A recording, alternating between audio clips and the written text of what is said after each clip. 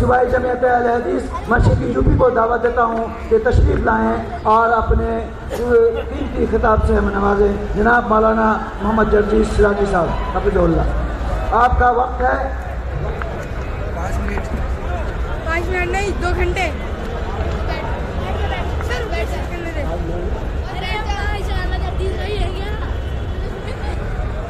علیکم ورحمۃ اللہ وبرکاتہ۔ الحمد للہ وحدہ والصلاة والسلام علی من لا نبی بعدہ، اما بعد، اعوذ باللہ من الشیطان الرجیم، بسم اللہ الرحمن الرحیم۔ یا ایہا الناس ان خلقناکم من ذکر وانثی وجعلناکم شعوبا وقبائل لتعارفوا ان اکرمکم عند اللہ اتقاکم۔ اسٹیج پر بیٹھے ہوئے معقر علماء کرام اور معزز سامعین حضرات جو ہندوستان کے گوشے گوشے اور چپے چپے سے تشریف لائے ہوئے ہیں، آل انڈیا اہل حدیث کانفرنس جو 35ویں آپ جو اس میں سماعت فرما رہے ہیں، اس میں شرکت کیے ہوئے ہیں، اس کا موضوع جو رکھا گیا ہے احترام انسانیت اور مذاہب عالم، یہ اپنے نوعیت کا بڑا حساس موضوع ہے اور تمام خطباء نے اسی موضوع پر گفتگو کی ہے۔ اللہ تبارک و تعالیٰ نے ساری انسانیت کو ایک کنبے سے، ایک قبیلے سے، خاندان سے جوڑا ہے۔ آپ اس بات کا اندازہ قرآن کی اس آیت سے لگا سکتے ہیں جو میں نے خطبے کے بعد آپ کے سامنے پڑھی ہے۔ اس کے اندر اللہ تبارک و تعالیٰ نے ساری دنیا کے انسانوں کو آپس میں بھائی بھائی قرار دیا ہے۔ بتایا یا ایھا الناس انا خلقناکم من ذکر و انثی، اے لوگوں، ساری کائنات کے انسانوں کو مخاطب کر کے کہا کہ اے ساری دنیا کی مانو ذاتی، اے انسانوں، ہم نے تم کو ایک مرد اور ایک عورت سے پیدا کیا ہے اور ہم نے تمہارے شعبے اور قبیلے بنا دیے ہیں، اور اس کی وجہ یہ ہے کہ لتعارفوا، تاکہ تم ایک دوسرے کو پہچان سکو۔ تو یہ کہا کہ یا ایھا الناس انا خلقناکم من ذکر و انثی، ہم نے ساری انسانیت کو، سب کو ایک مرد اور ایک عورت سے پیدا کیا ہے۔ تم سب کا باپ ایک ہے، تم سب کی ماں ایک ہے، تم سب کا باپ آدم اور تم سب کی ماں ایک حوا، جس کو آپ آشو کہہ لیں، ہیووتی کہہ لیں، شتروپا، تم سب ایک ہی باپ کے اور ایک ہی ماں کے بیٹے ہو، یعنی تم سب آپس میں بھائی بھائی ہو۔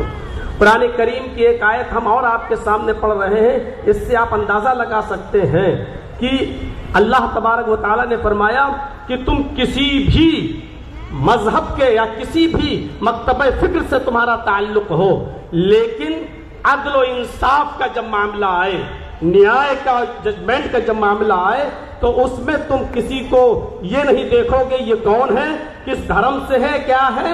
آپ اس بات سے اندازہ لگا سکتے ہیں انسانیت اس وقت تک برقرار نہیں رہ سکتی ہے جب تک کہ دنیا کے اندر عدل نہ ہو، جب تک کہ ہم عدل سے کام نہ لیں۔ فرمایا وَلَا يَجْرِمَنَّكُمْ شَنَآنُ قَوْمٍ عَلَىٰ أَلَّا تَعْدِلُوا، صاف لفظوں میں فرمایا کہ اے لوگوں، کہیں ایسا نہ ہو تمہیں کسی قوم کی دشمنی اس بات پر تمہیں مجبور نہ کر دے کہ تم اس کے ساتھ انصاف نہ کر سکو۔ انصاف ہر حال میں کرنا ہے، چاہے وہ کسی بھی مذہب کا ماننے والا ہو۔ یہ نہیں دیکھنا ہے کہ یہ کون ہے، اس سے ہمارا تعلق قریبی ہے تو اس کے فیور میں فیصلہ کر دیا جائے۔ اسلام کی تاریخ کا اگر آپ مطالعہ کریں گے تو ایسے ایسے مناظر آپ کے سامنے آئیں گے کہ حضرت علی رضی اللہ تعالیٰ عنہ کے زمانے میں ایک یہودی مجرم ثابت ہو گیا اور اس کو کوڑے لگانا تھے، لہذا حضرت علی رضی اللہ تعالیٰ عنہ نے حکم دیا کہ اس یہودی کو کوڑے لگائے جائیں، اور کوڑے لگانے والا حضرت علی کا غلام تھا قمبر، اس نے کوڑے لگائے، کوڑے لگانے میں کنفیوز ہو گیا کہ ہم نے اس کو 9 کوڑے مارے ہیں یا 10 مارے ہیں، لہذا اس نے یہ سوچ کر کہ 9 ہی لگے ہوں گے ایک کوڑا اور مار دیا۔ جب اس کو کوڑا لگ گیا تو پھر اس نے حضرت علی رضی اللہ تعالیٰ عنہ سے کہا کہ امیر المومنین، آپ کے خادم نے، آپ کے غلام نے ایک کوڑا مجھے زیادہ مارا ہے اور مجھے اس کا انتقام چاہیے۔ فوراً اسی وقت حضرت علی رضی اللہ تعالیٰ عنہ نے قمبر سے کہا کہ اے قمبر ادھر آؤ اور دیکھو یہ یہودی کیا کہہ رہا ہے؟ قنبر نے اعتراف کیا کہ ہاں امیر المومنین مجھے شک ہے، پتہ نہیں 9 مارے تھے یا 10، تو یہ سوچ کر کہ 9 ہی مارے ہوں گے، ایک اور میں نے مار دیا۔ مجھے اعتراف ہے اس بات کا کہ ہو سکتا ہے کہ ایک گولا زیادہ لگ گیا ہو۔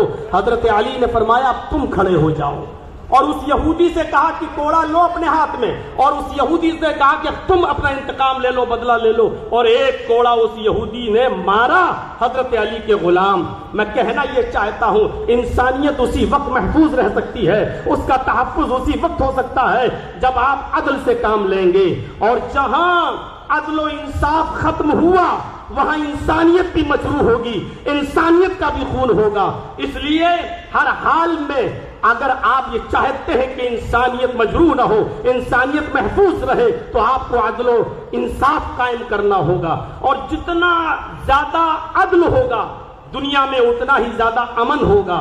آپ کو شاید یاد ہوگا حضرت علی رضی اللہ تعالیٰ عنہ نے بھی ایک یہودی کے خلاف مقدمہ دائر کر دیا تھا قاضی شریح کی عدالت میں کہ میری ایک زرہ ایک یہودی کے پاس ہے، اور جب یہودی کو پیش کیا گیا تو یہودی نے کہا وہ زرہ میری ہے۔ حضرت علی سے کہا گواہ پیش کرو۔ حضرت علی نے جو گواہ پیش کیے تھے شرعی اعتبار سے ان گواہوں کی کوئی حیثیت نہیں تھی۔ قاضی شریح نے امیر المومنین حضرت علی کے خلاف فیصلہ سنایا، یہ کہتے ہوئے کہ اے علی، آپ نے جو گواہ پیش کیا ہے وہ آپ کا بیٹا ہے، اور شریعت محمدی کے اندر بیٹے کی گواہی باپ کے حق میں تسلیم نہیں کی جاتی ہے۔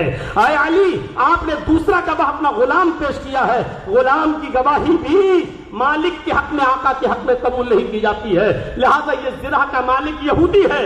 حضرت علی کے خلاف فیصلہ سنایا۔ یہ عدل، یہ انصاف ہمیں یہ بتلا رہا ہے کہ جب اس طریقے کا عدل تھا، جب اس طریقے کا انصاف تھا، تو انسانیت چین اور سکون کا سانس لیتی تھی۔ یقیناً آج عدل و انصاف ہمارے معاشرے سے ختم ہوتا چلا جا رہا ہے۔ وہ ملک شام کا وہ واقعہ بھی ہمارے اور آپ کے سامنے آنا چاہیے کہ حضرت عمر فاروق جب ملک شام گئے تو ایک 12 سال کے یہودی بچے نے عمر ابن عاص کے بیٹے کے خلاف شکایت کی کہ امیر المومنین، ہمیں عمر ابن عاص کے اس بچے نے، عمر ابن عاص کے اس یہودی نے کہا کہ عمر ابن عاص کے بیٹے نے ہمیں کو گھوڑا مارا ہے، میرا گھوڑا اس سے آگے نکل گیا تھا ریس میں۔ حضرت عمر فاروق نے یہ سنا تو فوراً غصے سے لال پیلے ہوئے حضرت عمر ابن عاص سے کہا کہ یہ کیا ہو رہا ہے؟ فوراً بلایا گیا۔ بیٹے نے، عمر ابن عاص کے بیٹے نے اپنا جرم کا اقبال کیا اور اس یہودی بچے سے کہا کہ تو بھی اپنا انتقام لے لے۔ ہماری حکومت، ہماری خلافت، ہماری چودراہٹ، سب کچھ ہونے کے باوجود خود عمر ابن عاص کے بیٹے کو اس یہودی بچے نے کوڑا لگایا۔ میں علامہ احسان الہی ظہیر کی ایک بار تقریر سن رہا تھا، انہوں نے تو اپنے خطاب کے اندر یہ بھی کہا کہ ایک کوڑا حضرت عمر فاروق نے اپنے خاتم سے کہا کہ عمر ابن عاص کو بھی لگاؤ۔ جب عمر ابن عاص کو کوڑا لگا تو انہوں نے پوچھا کہ مجھے کیوں کوڑا مارا جا رہا ہے، میرا کیا قصور ہے؟ تو فرمایا تمہارا قصور یہ ہے کہ تم نے اپنے بیٹے کو صحیح تربیت نہیں دی ہے۔ اگر تم نے اپنے بیٹے کو صحیح تربیت کی ہوتی تو تمہارا بیٹا ناجائز کسی یہودی بچے کو کوڑا نہیں مارتا۔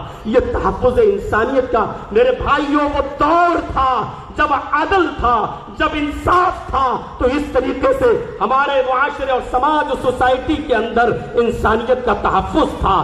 آج ذرا آپ اپنے علاقوں میں دیکھیں، اپنے ملک کی بات تو چھوڑ دیجئے، کسی ایک چھوٹی بستی کے اندر بھی آپ کو عدل کے یہ نمونے نہیں ملیں گے، عدل کی یہ چیزیں آپ کے سامنے نہیں آئیں گی۔ قرآن کریم تحفظ انسانیت کے سلسلے میں اتنی عظیم بات کہتا ہے۔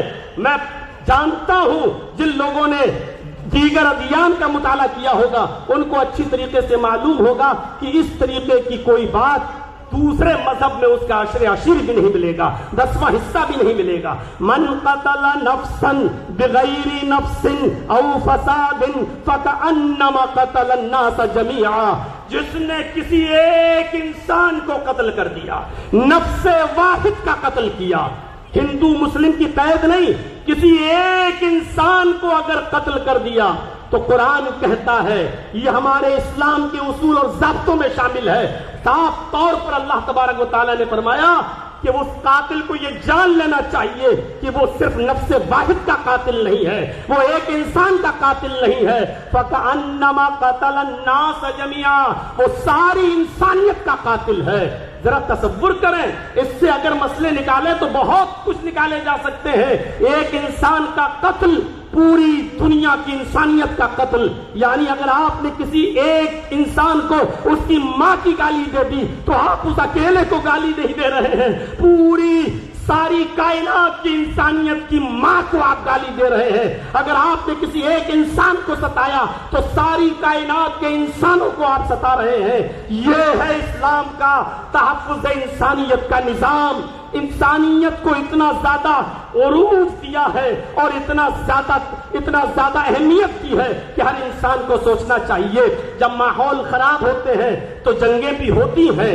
اگر آپ ہمارے ملک پر کوئی ٹیڑھی نظر ڈال کے دیکھیں تو کیا ہمارا ملک خاموش بیٹھا رہے گا؟ ہوتا ہے۔ اسلامی دور میں بھی جنگیں ہوئی، لیکن تعجب کریں گے آپ، سوچئے اور سمجھنے کی کوشش کیجئے کہ اللہ کے نبی صلی اللہ علیہ وسلم کے زمانے میں بھی جنگیں ہوتی تھیں، لیکن آپ کو یہ معلوم ہونا چاہیے کہ ان جنگوں کے اندر بھی کتنی پابندی تھی کہ محمد رسول اللہ نے کہا اگر آپ کو لوگ مجبور ہی کر دیں اور لڑنے پر آپ آمادہ ہی ہو، اس کے علاوہ کوئی چارہ نہ ہو تو تم جنگ کرو، لیکن یاد رکھنا اس جنگ کے اندر بھی تمہارے لیے اصول ہے، اور اصول یہ ہے کہ تم کسی بوڑھے کے اوپر تلوار نہیں چلاؤ گے، تم کسی عورت کے اوپر تلوار نہیں چلاؤ گے، یہ تم کسی معصوم بچے کی گردن پر تلوار نہیں چلاؤ گے۔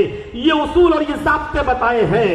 یہ نبی اکرم کا یہ فرمان پوری دنیا کی انسانیت کو سوچنا چاہیے کہ آج اسرائیل کس طریقے کی بمباری کر رہا ہے اور ناجائز طور پر فلسطین کے معصوم بچوں کو مار رہا ہے، قتل کر رہا ہے، عورتوں کو مار رہا ہے یا بیوہ کر رہا ہے۔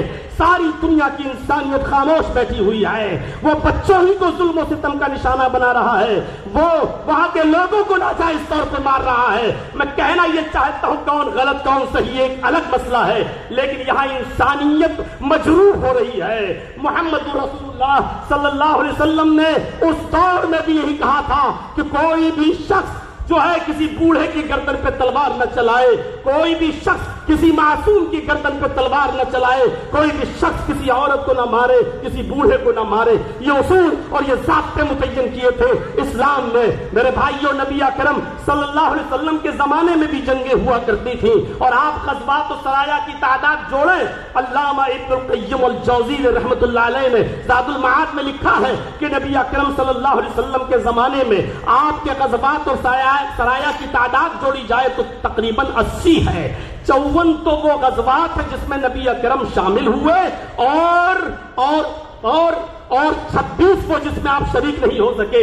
تو 80 غزوات و سرایا میں اگر دیکھا جائے تو جو لوگ مارے گئے ان کی تعداد تھی 1018۔ 80 جنگوں میں وہ بھی غیر مسلم اور مسلمان دونوں کو جوڑا جائے 1018، اگر 80 سے ڈیوائڈ کر دو تو 13-14 بھی ایک جنگ میں نہیں پڑ رہے ہیں۔ تو یہ تھی تحفظ انسانیت کا میرے بھائیوں ایک معیار جو اسلام نے متعین کیا ہے۔ اللہ تبارک و تعالیٰ سے دعا ہے کہ بار الہ ہماری خطاؤں کو معاف فرما کر ہمیں انسانیت کے تحفظ کی بقا کے لیے ہمیں کوشش کرنے والا بنا دے۔ وما علینا الا البلاغ المبین، وآخر دعوانا ان الحمد للہ رب العالمین۔ السلام علیکم ورحمۃ اللہ وبرکاتہ۔ ماشاء اللہ، جزاکم اللہ خیر۔